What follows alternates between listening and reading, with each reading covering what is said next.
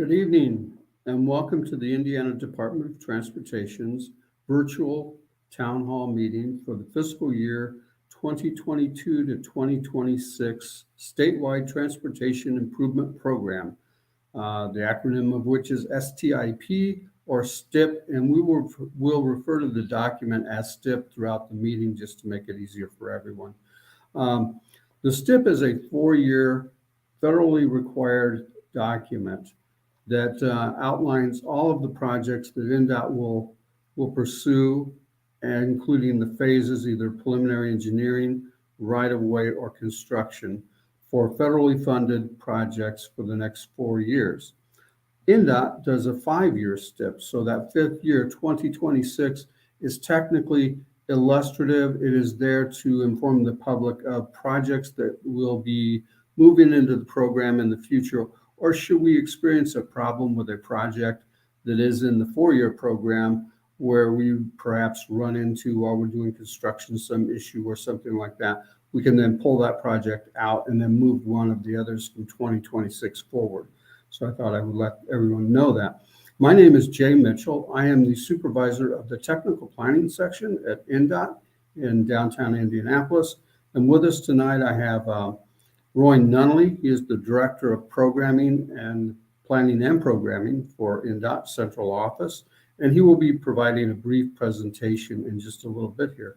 Michael McNeil is our STIP coordinator. He is with us here tonight, as well as Jason Castile. Jason is with our transit department at INDOT. He is the transit planner for the entire state of Indiana. And we also have April Leckie, who is responsible for programming. But more importantly, she is the be-all, know-all about anything regarding the STIP. She has been involved in this for several years now. This is a public meeting. I would ask that everyone please be courteous and respectful of others and their time at the meeting tonight. And a few other housekeeping items. There's a chat box on the right side of the screen. So if you have comments or questions, you can type those into the chat box. If you happen to be calling in by phone, what you can do is press *6, and we have a person at the other end of the line that will take your comment and then filter that through to us here in the presentation itself. This is a public meeting for the Transportation Improvement Program. We are interested in your comments. We want to hear what you have to say, or what questions you might have about the STIP itself. You can submit your questions later today. If you think of something after the meeting, there's an open window where you can still submit questions or comments. And the way that you do that is you go to the INDOT website, and there's a STIP comment form, and it's available at in.gov/INDOT/3132.htm, which you, of course, will not remember. So the easiest way to do this is just simply use a Google search or your favorite search engine and type in Indiana Department of Transportation, STIP, fiscal year 2022, and you will get to the website, and that comment form will be available for you there. You can also submit a comment through something called INDOT for You. That's INDOT for You, and the telephone number for that is 855-463-6848. So those are the ways that you can submit comments later on if you should choose to, and you can submit comments in the chat box on the right side of the screen, or by calling in by pressing *6 on your telephone. With that, we will start a brief presentation about the STIP, how INDOT develops a STIP, what the purpose of the STIP is, and what it means to the citizens of Indiana. And Roy Nunnally will be presenting that, making the presentation. And I will be turning the floor over to Roy right about now, if Roy is ready. Thank you, Jay. Again, my name is Roy Nunnally. I'm the Director of Planning and Programming at INDOT at our central office.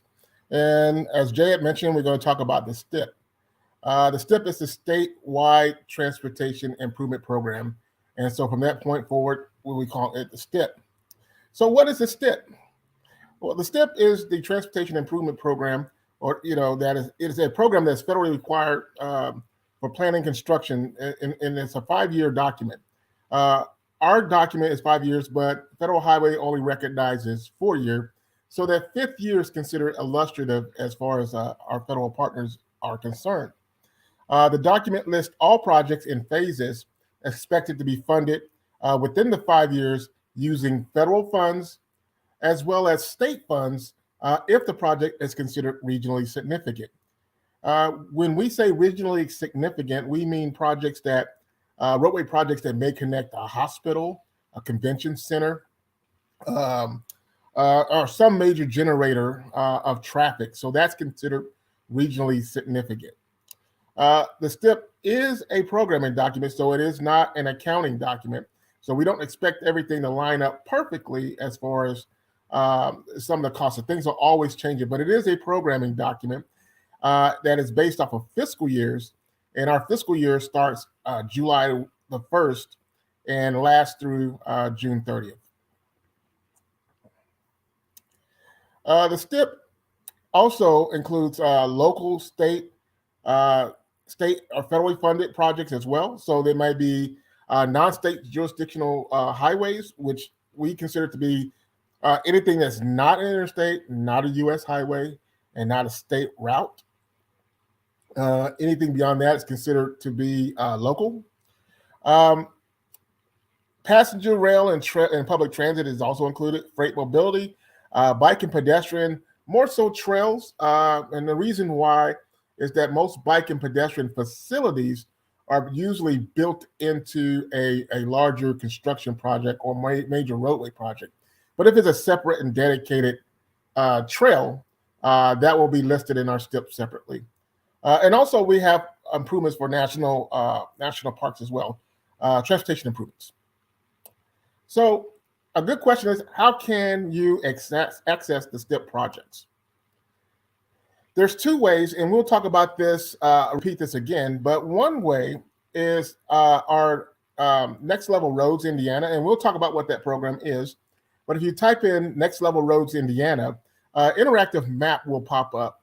And in this map, it has all the projects that are within our 5-year plus any future year projects. So again, remember that the STIP only shows projects that are federally funded, they use some type of federal funds, or projects that are state funded but are regionally significant. Now, the good part with this this tool is that, again, it's going to show projects that may not be in the STIP, but also it is not going to show projects that are in multiple places. For example, when we have bridge painting or something like that, we don't just paint one bridge and have one project. We may have a group of projects that we're working on in a specific area. So that's a good way to access projects that you are interested in your area. Another way is to access the projects through the actual STIP document in itself. And you can find that document at in.gov /INDOT/3132.htm, or just type in STIP, INDOT STIP. What is in the STIP and why is it important? In the STIP are a number of projects, and we're going to group these into, group these projects. So we have what we call roadway projects. So if you have, there are projects that are adding travel lanes to a facilities, or there's a new road construction, or we are reconstructing a roadway. These are included in the system, along with operational improvements. Operational improvements includes like intersection improvements, interchange improvements, road diets, where we're taking a road that no longer functions at the capacity that it needs to.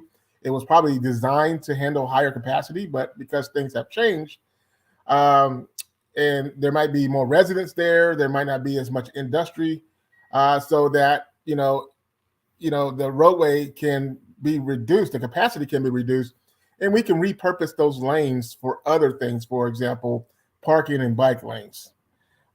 Also included are safety improvements, and safety is a wide umbrella for pedestrian, crosswalks, sidewalks, ramps, Slide correction, which is in a terrain that's rocky. There might be rocks sliding into the roadway, railroad crossing, and geometric deficiencies, which is basically if there's a curve or a hill and there's sight distance issue, you can't see around that. That's a safety issue. So we try to address that.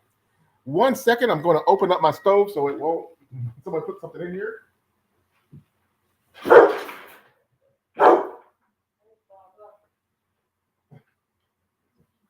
Sorry about that. Next slide. Bridges are also included in the STIP. So we have new bridges, bridge structures, rehab, reconstruction, and also various maintenance activities. So again, as we mentioned, with bridge projects, a lot of times we bundle those into so that there's various projects from inspections to bridge paintings to debris removal, where they're going underneath a bridge that may have a stream or some waterway, and they're removing some of the settlements at the bottom of it so that the flow can improve. We also include small structures and culverts, as well as pipes and pipe landing type projects. But we don't just include roadway type projects. We also include transit and passenger rail that are using federal funds. So the transit can be anything from operational assistance, where you're paying for the operation and maintenance of a facility, where there's resources, human resources or equipment, vehicle buses and rail car purchases. Sometimes it may be infrastructure such as buildings and bus shelters. And also if there's emergency repairs, those will show up in our STIP document. And then we did mention that we have projects that are specific to national park improvements. Typically, these projects are transportation related, but there may be a new trail, dedicated bike and pedestrian facilities. That can also include planning and landscaping along that trail or at that national park, along the transportation system. And also it can cover planning and technical type studies for national park. So why is a STIP important? Well, our STIP is a comprehensive list of multimodal projects, program, and phases over multiple years. So you're looking at those as well as the funding type. So it's really good information to find out what type of funds, when it's going to be used in the project. This document, the STIP document, is closely coordinated with our various planning partners. We have our metropolitan planning organizations, our regional planning organizations, transit agencies, resource agency. And when we say resource agency, there might be individuals from the Army Corps of Engineers, from the Department of Natural Resources, and others that may have stake into our projects. And so we also include other documents such as the Transportation Improvement Program, which is similar to our state transportation improvement program, but it's more regional and specific to a metropolitan planning organization. Also long-range transportation plans as well. So this document is required and is required for federal approval of federal funds. So if the STIP is not in compliance with federal regs in our planning processes, that it may not get approved and can hold up a lot of federal funds. So with that, I'm going to turn it back over to Jay Mitchell to do a Q&A session.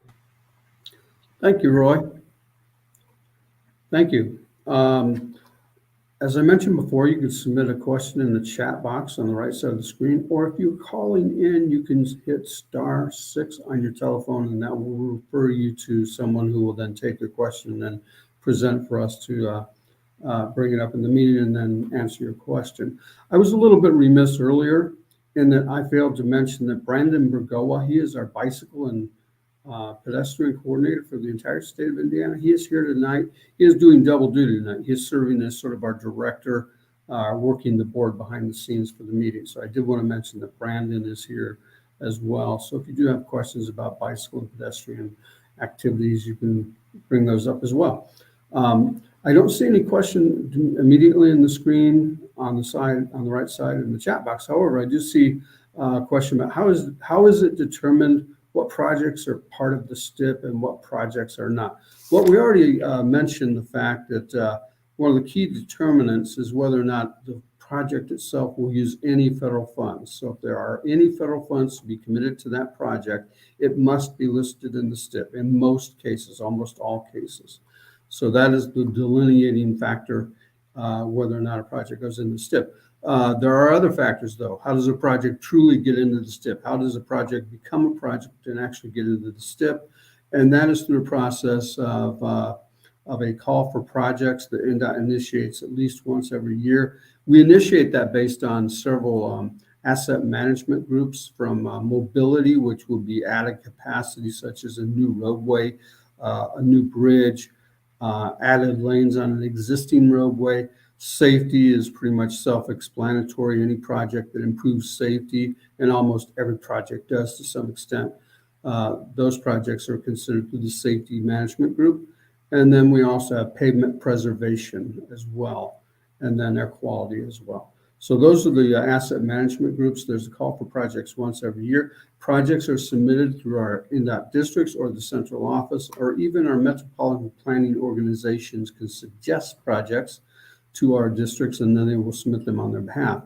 They're then scored, and then those projects, based on the available funding that is allocated for that particular year, are then chosen to be advanced to a project stage and actually put into the STIP itself. So that is sort of a nutshell, quick answer on how does a project get in there. And I will note that Roy will discuss this in greater detail in his presentation. So not seeing any questions in the chat box at this time. So at this time, I'll go ahead and turn the floor back over to Roy to continue the presentation. Thank you.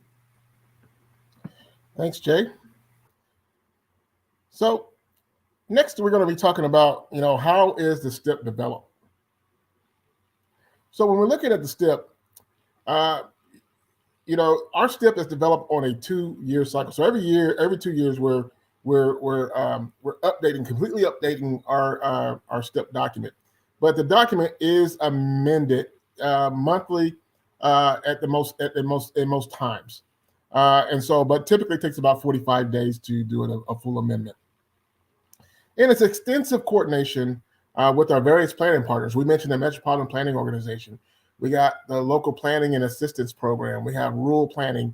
We have our districts. We have so many different partners that are involved, transit and freight and rail, so many different partners involved in the development of the document, the development and maintenance of the document. But when you think about how the document is developed, there's basically 3 tiers. There's the long range tier, which is 20 plus years. There's the mid-range tier, which is about 10, 15 years. And then there's the short term, which is what we consider the STIP, which is about a 5 year. So in the long range plan, what we have is the multimodal and freight plans. And so what those are, we're looking at trends of freight tonnage movement, growth, changes in land use.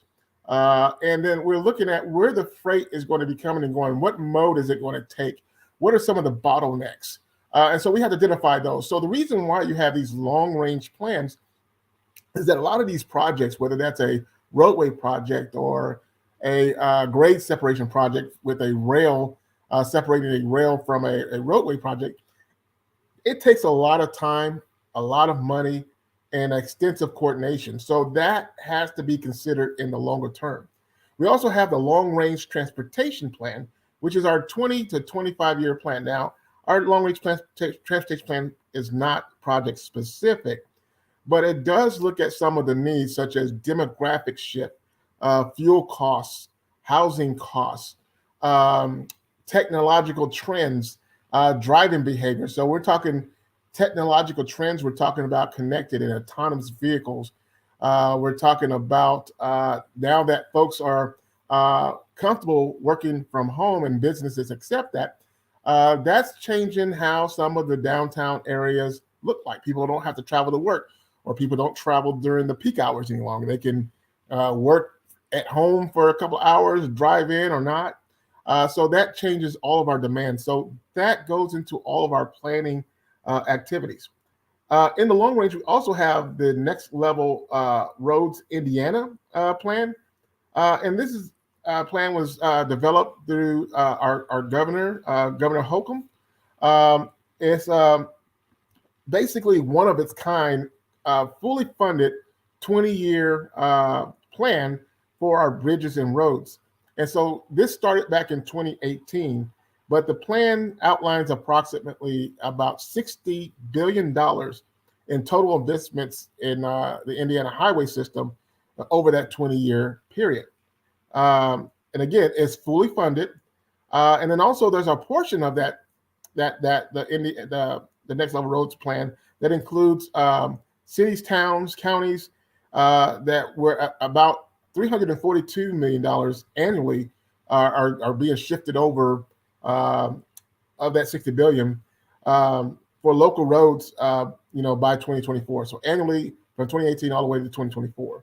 So you have the long range, then you have the more mid range, where we're looking at things such as bridges and roadways. When do we think we're going to need to reconstruct the roadway? When do we think we're going to need to redeck the bridges?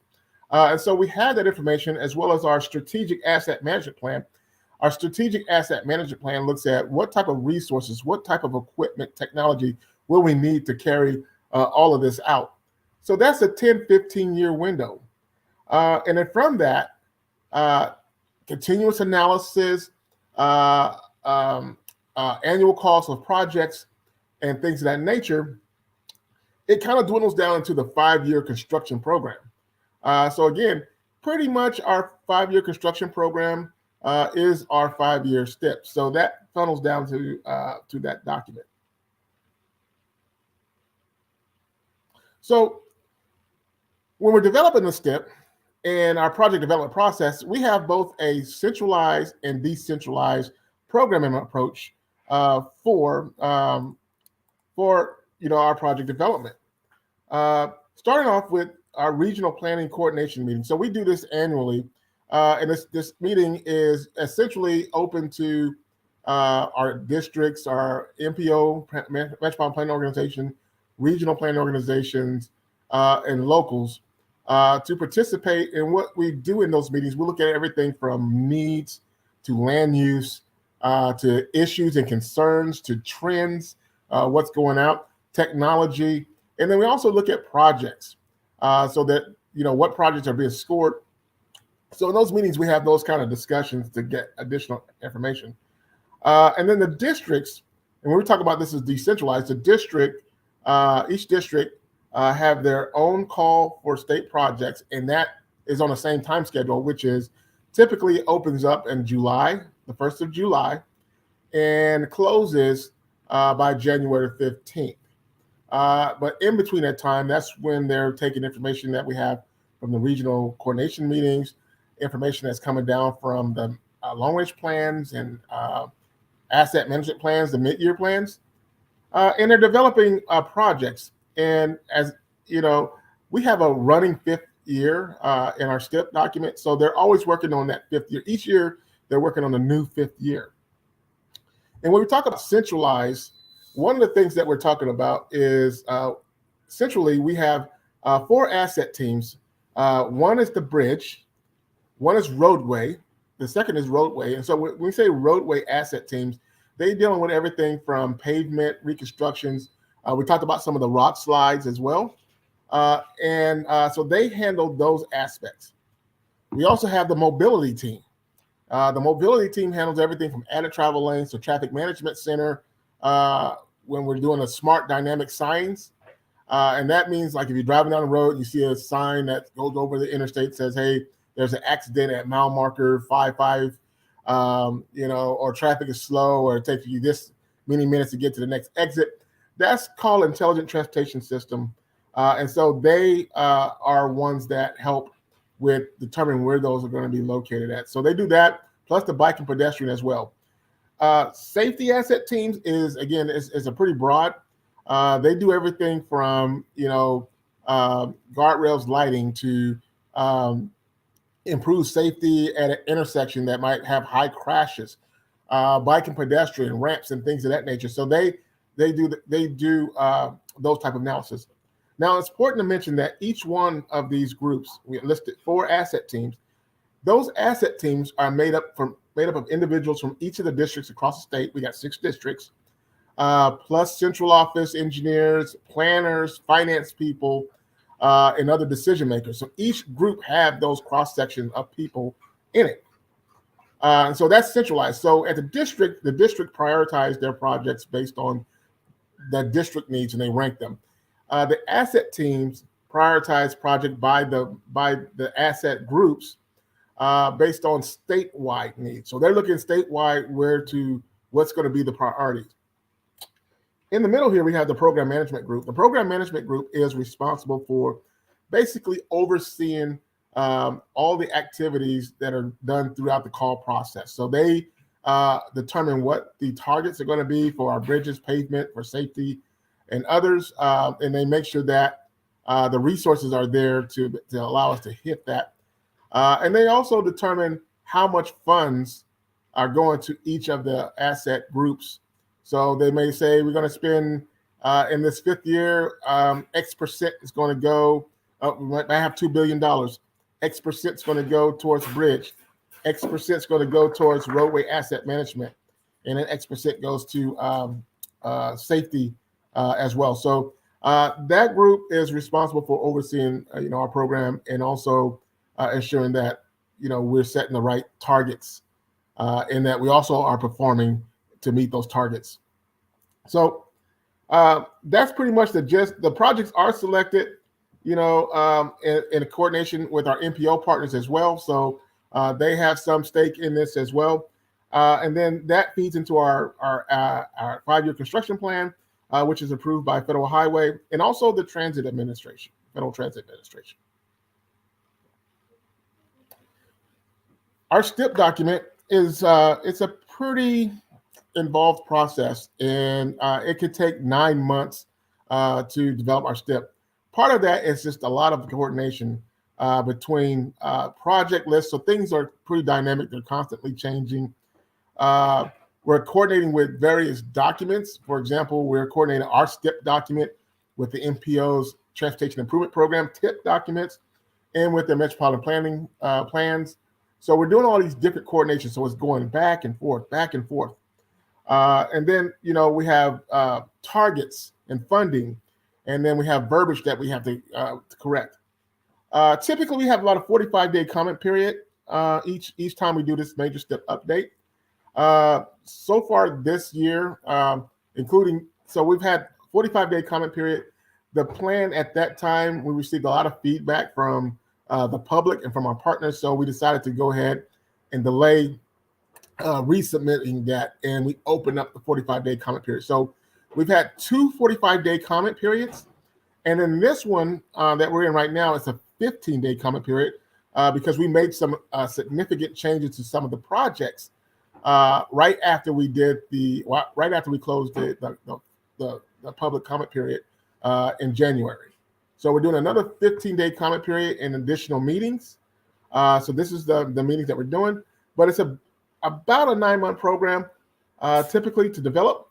And then once we get all that together, we get a draft document, a final draft document to Federal Highway and the Federal Transit Authority for their review and hopefully approval.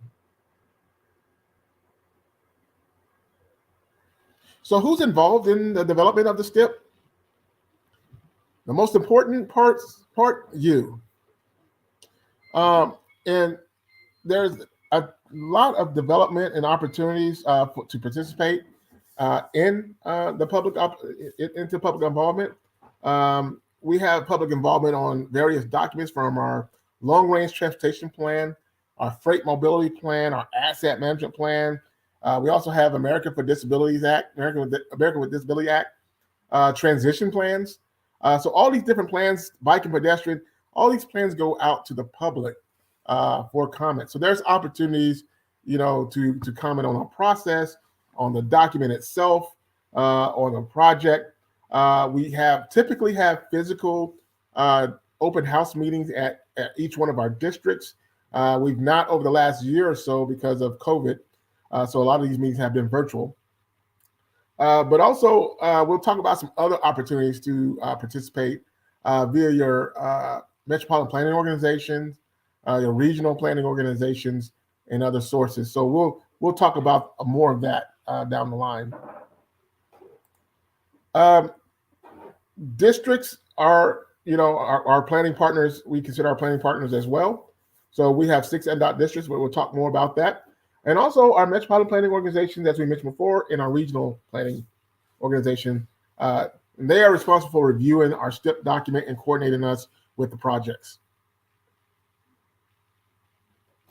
So we mentioned the districts. So the districts, we have 6 districts in Indiana that covers the state.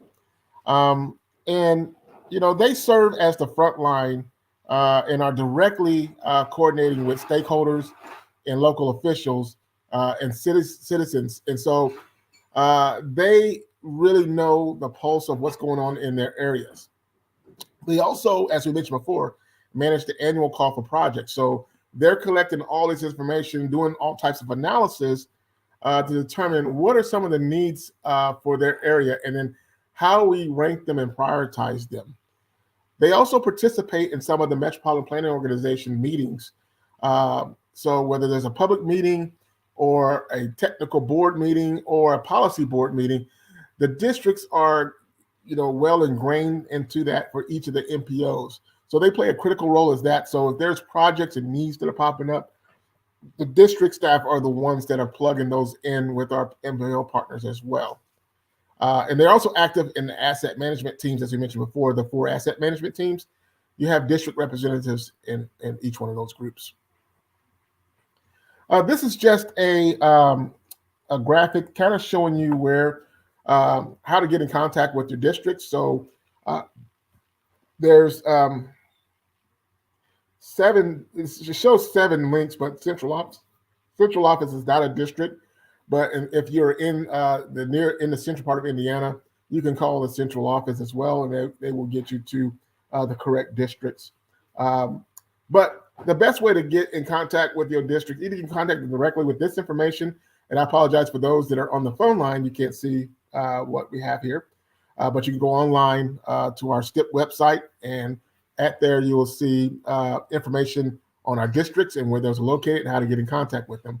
But you can call our customer service line, which is 1-855 INDOT, that's INDOT, the number 4, the letter U, and they can patch you, get information to each of the districts.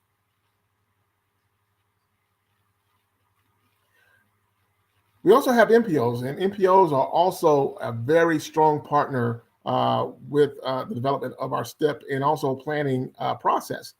MPOs are, we have 14 of them across the states, and they serve as policy boards designed to carry out the planning process and to ensure that we're meeting federal regs. So they serve as a forum for local governments.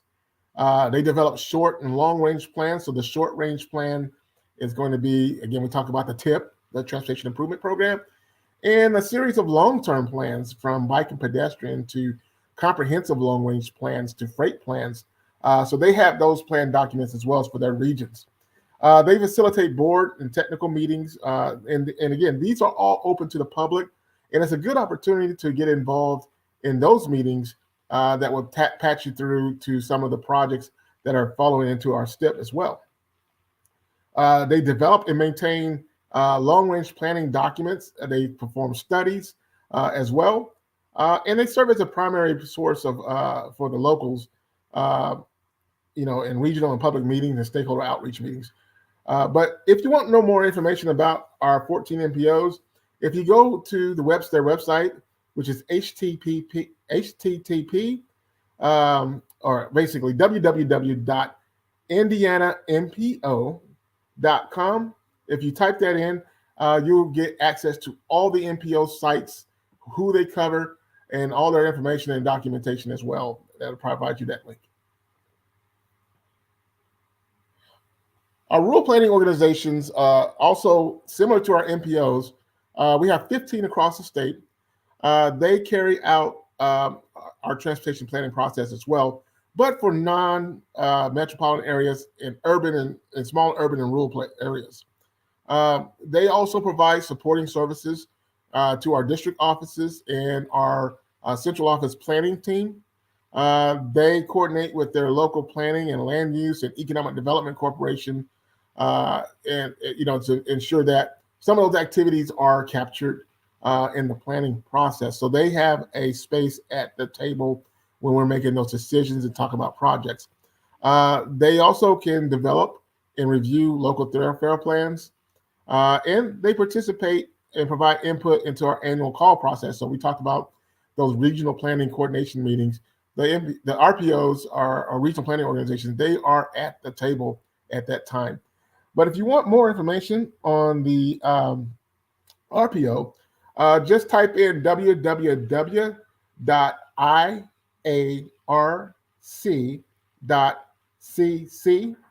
and IARC is the Indiana Association of Regional Councils, and that will take you to all the 15 sites across Indiana, to their websites, and you can get more information on what's going on in those areas. So with that, we're going to open it up again for questions, and I will turn it back over to Jay. Thank you, Roy. I appreciate it. Again, I want to remind everyone, if they have a question or comment, they can submit that on the right side of the screen in the chat box. And at this time, we do have a question, and that is from Norma. And that question is, when will construction on 101 from Markland Dam, I presume, start, is what you want to ask as well. The answer to that question at this point is in this document, the STIP document, which is 4 years into the future, actually 5 with that 5th year being illustrative. The construction is not listed at this time in the STIP, and here's why. That project is regionally significant, recently identified, and it is of such magnitude that it will require, as all projects require, some level of environmental analysis. Anything that's regionally significant and of that magnitude will require close to the highest level of environmental assessment, and that would be an environmental assessment itself, or probably even rise to something that's known as an environmental impact statement.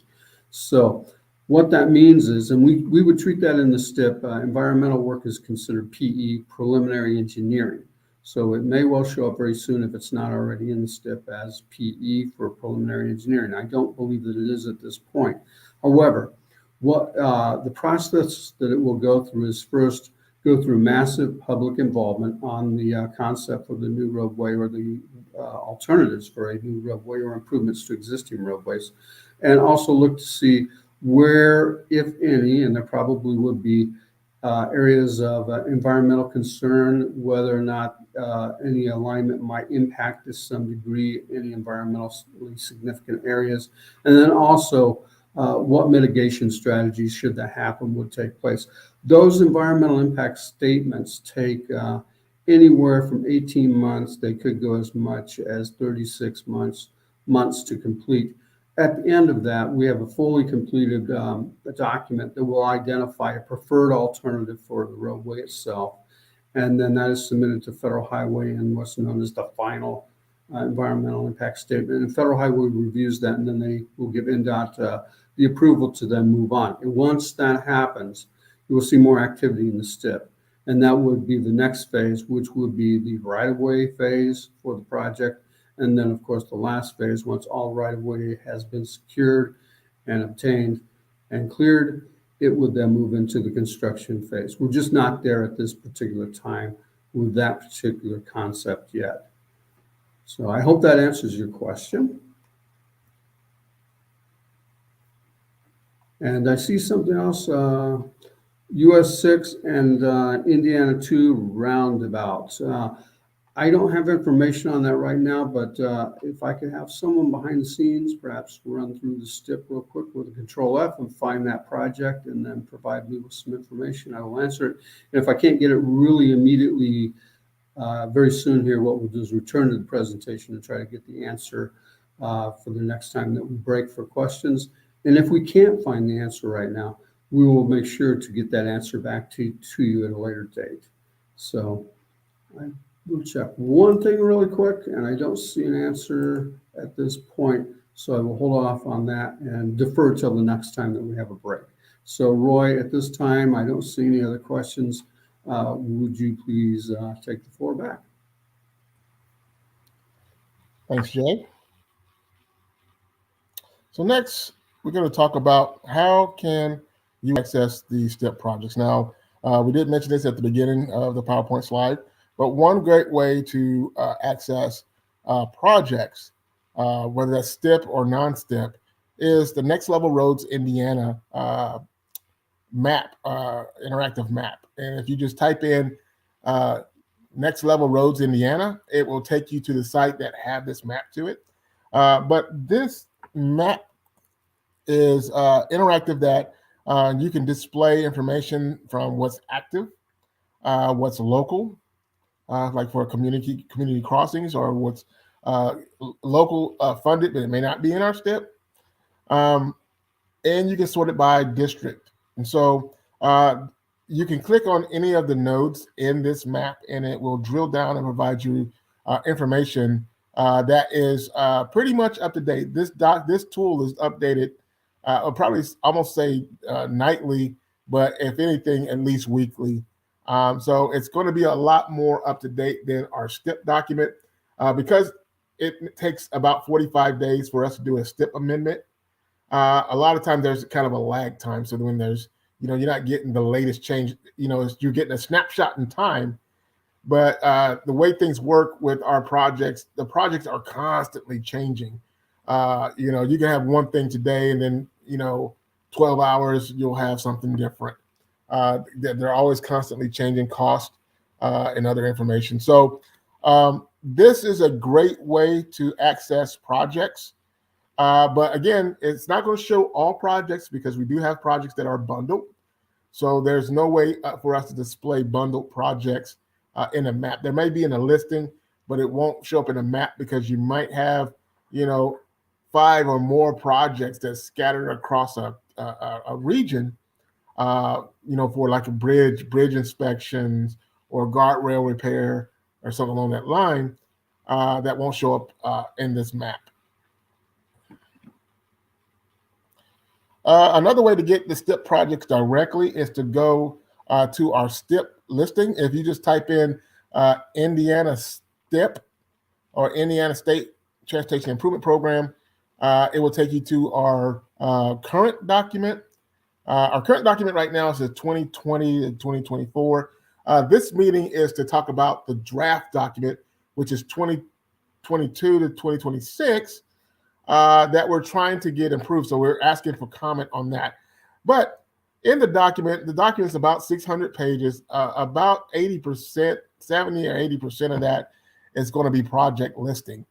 And the projects are listed in the document by county. And then I'm not sure how it's sorted within the counties, but you'll find a lot of details as far as what the funding type is, or what fiscal year where an activity occurred. When we say activity, we're talking about right-of-way, preliminary engineering, and actual construction. So you can find out all that information, the location, the termini, the work type, all that different information. And you can also get a DES number. So if you wanted more information on a project, that DES number will really come in handy when you are questioning a project. So again, you can type in Indiana STIP, or you can just go, for those you got really good memories, in.gov/INDOT/3132.htm. So how can you provide input? And you can get involved and provide input by doing what you're doing now, attending these public meetings. We have physical meetings, virtual meetings. You can connect with your MPO or RPO. They also have open policy board and technical board meetings. And in those meetings, particularly with the technical board meetings, they're discussing projects that are going into these these documents, such as the TIP and the STIP. So that's a good way to provide your input. And you can also sign up for our email communication as well. And you can get all that if you just go, sign up for our Gov delivery email sign up. And you can find that at www.indot.gov/NDOT/3074.htm. You can also share your thoughts and provide input into the STIP through our STIP comment form, which is online. Again, if you just say Indiana STIP or Indiana STIP 2022, it will take you to our website that will have all these different information that we're about to discuss in it. But if you want to go directly to the STIP comment form, you'll find it there, or you can just go to in.gov/INDOT/3132, or you can email your comments to the program coordinator, which is Michael McNeil. If you just type in draft STIP, one word, at indot.in.gov, and then you can also mail it in as well.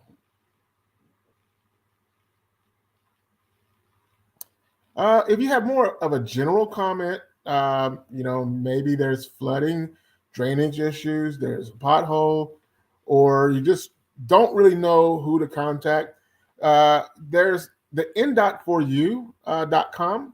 That will take you, we have a centralized communications team, and that works with our district offices. They also have communications teams as well. So, but when you dial the indot4u number, or go online, indot4u.com, and you type in a need, you will get a response. And they take that very seriously. So, I had a few this week where it was escalated, and the guy had just contacted me probably Monday. By Tuesday, it was escalating because they didn't hear anything back from me. But they make sure that they're tracking comments, that they're giving a response, and then also making sure that all the comments coming in centrally, so that they can make sure they're giving the consistent information. But a really good source, if you have any comments, questions, to contact indot4u.com, or you can dial 1-855-INDOT, the number 4, the letter U, and that will take you right there. And I think I am going to come back to this. So I'm gonna go ahead and if you can skip to the next 2 slides and then come back to this one. So again, you can submit your questions after today, after this meeting. Again, we have the online comment form that we talked about earlier. So that's on our website. And then the next slide.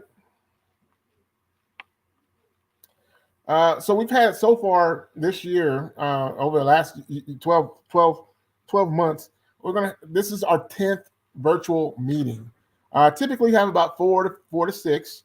But again, because we delayed the STIP submittal and we went back out for a secondary 45-day comment plus this 15-day, this is our 10th virtual meeting. So we appreciate you taking the time to participate. But this presentation, as well as the other recorded presentation and sessions, will be available on our website. You can go to our 2022 STIP and just type that in, or you can type in www.in.gov/4084.htm, and you can get access to all this different information. So your voice is extremely important, and so we thank you for that. And if you can, I will go ahead and turn it back over to Jay, and you can put the slide back up regarding the public outreach. And thank you for your time.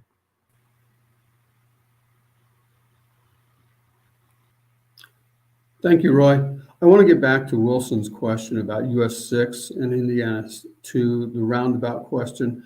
At this time, we were not able to get that answer behind the scenes. So what I'm going to do is reach out to our program manager and our project manager specific to that project, and we will get the answer. It won't be tonight, but what we will do is get the answer. We'll repost the question on our website for you, as well as the answer, so that you'll be able to read that, Wilson. Also, since you brought that up at the meeting and we were kind of stumped here, didn't get you the answer tonight, what we will also do is place this in the final STIP document. So your question will actually show up in one of the appendices for the document, as well as the answer to the question. So I do apologize. We were unable to get that information right now. I'm going to check one more time to see if they have anything further, and they do not at this time. There is some information that they provided, but I wasn't as comfortable with the accuracy of it at this time. So I just want to double check it, make sure that we give you the correct answer. So I do apologize. We will indeed get you that answer. It will be published in the final STIP as well. So, and we'll find a way to get it to you on our website. So Wilson, thank you for your patience on that. We will get you the answer. In the meantime, if there are any other comments or questions, or Wilson, if you want to submit another question or ask more detail that you want us to look into on that particular intersection, we'll be happy to get further information as well. So again, at this time, it's open to comments and questions. We welcome your comments. We welcome your questions. We'll do our best to answer them here. Sometimes, as we just saw with Wilson's comment and question, we get a little stumped because throughout the whole state, we have several, we rise to the level of thousands of projects. So sometimes we ourselves at the central office may not know every single project, and that's the case tonight. So again, answer your questions here. Brandon has just provided me with a question, FAQ question. And this is a comment we get quite a bit, so we'll address it here tonight as well. Has the COVID pandemic impacted funding allocation and current and future planning assumptions? The answer is yes, to some extent, but there's some good news with this yes. So when the pandemic first hit, as most folks remember, we as a country almost went sort of into a lockdown phase for a period. Roadways emptied out, people stayed home, and activity didn't take place economically like it had before. And so what happened was people were driving less, and that means that they were purchasing less gasoline. And our main driver, our main source of income at INDOT for projects is gasoline tax, both federal and state. So fewer gallons being bought, fewer dollars coming into the state coffers and into the federal coffers as well. So we did see an immediate downturn in travel and VMT, which is vehicle miles traveled, which translates into less gasoline being purchased. And that was short term. We have recovered to some extent, to a great extent. So the short term hit was rather intense at first. And then the traffic has returned. We're at about, and this is just a rough estimate right now because it changes daily, about 86 to 94%. We're still not 100% on all of our roadways. Some of them are actually exceeding what the traffic was prior to COVID. So yes, we are now purchasing as a nation more gasoline, and the primary source of our funding is gasoline. So that is returning. But there was a gap there while we weren't collecting money for gasoline. So fortunately, with regard to that gap, the federal government has stepped in through Congress, and they have provided some additional funding to states and local governments to make up for some of the lost revenue during the COVID pandemic. And that funding is available for us, and it takes the form of a couple different forms, one of which I'll just name the acronym, which is CRSSA. CRISA is what we refer to it as. You will see in the future some projects listed in the STIP that will say CRISA funding, and that is basically the money that was provided to us to make up for some of the lost funds in gasoline taxes. In addition, you may have heard that the bipartisan infrastructure bill passed Congress not too long ago. That's part of that, and most of it is a large infrastructure bill, which did include a additional funding and a authorization for additional funding for transportation. That does not yet show up in our STIP because the appropriations have not happened. When that does happen, we will certainly be amending our STIP for any additional revenue. And likely, if we have additional revenue, we'd be able to reach into that fifth year and maybe move some of those shelf projects forward into the actual 4 years of the STIP. So I hope that addresses that question. I want to really quickly check something here. And if people will bear with me just a moment. I'm checking behind the scenes to still check on the US 6 question. And I'm